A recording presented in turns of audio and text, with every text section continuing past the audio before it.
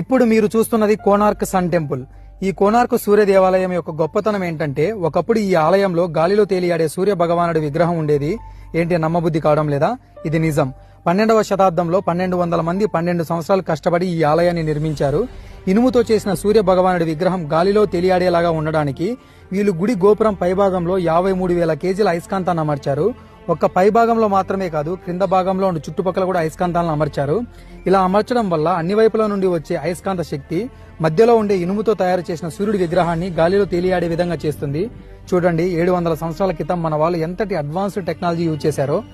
Just imagine, గాలిలో తేలియాడే విగ్రహం మీద సూర్యుడు ఉదయించినప్పుడు ఆ కిరణాలు పడితే ఎంత అద్భుతంగా ఉంటుందో అసలు వర్ణించడానికి కూడా మాటలు రావడం లేదు.